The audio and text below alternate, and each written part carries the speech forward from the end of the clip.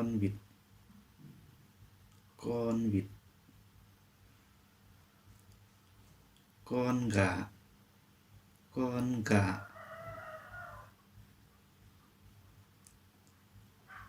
con mèo, con mèo,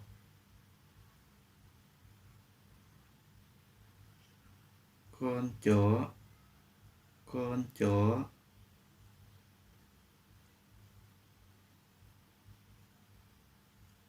con hổ, con hổ,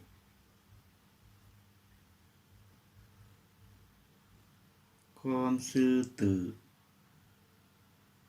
con sư tử, con kiến, con kiến,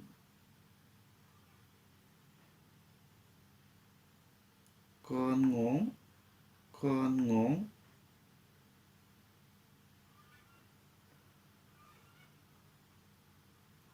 con ếch, con ếch,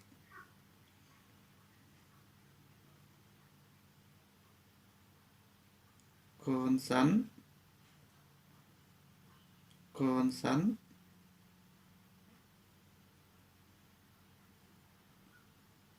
con ốc, con ốc,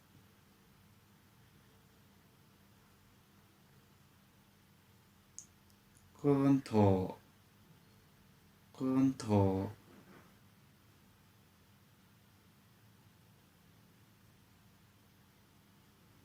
con voi, con voi, con sủa, con sủa,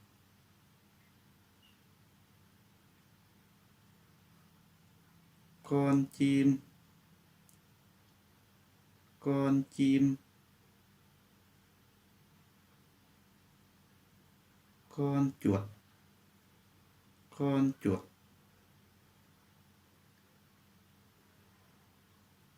con vịt, con vịt,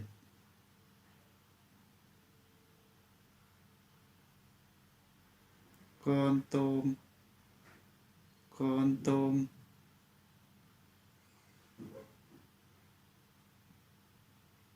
con ong, con ong,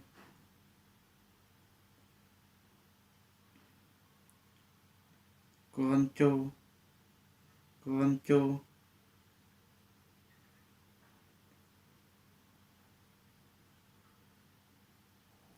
con cá, con cá,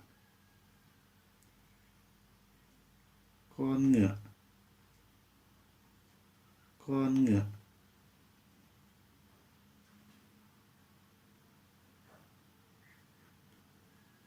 con khỉ, con khỉ,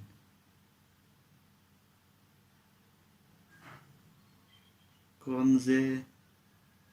con dê,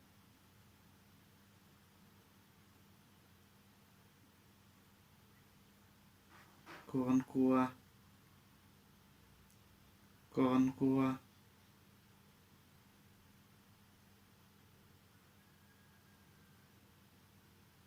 con lợn, con lợn,